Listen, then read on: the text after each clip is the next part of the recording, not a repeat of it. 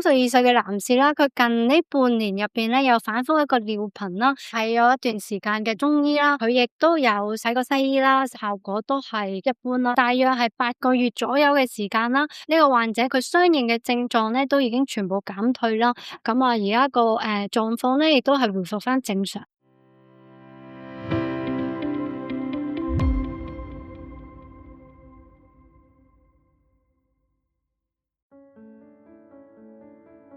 另外一個案例咧，就係32歲嘅男士啦，佢近呢半年入邊咧有反覆一個尿頻啦，小便唔暢順啦，同時間咧伴有呢個嘅膀胱啦，同埋後腰咧有呢個嘅扯痛嘅，間唔中咧佢亦都有呢個嘅手指腫痛嘅問題嘅。呢個病患咧，佢亦都睇咗一段時間嘅中醫啦。咁佢話即係個情況咧都係 keep 住穩定啦，咁就唔會話突然間好驚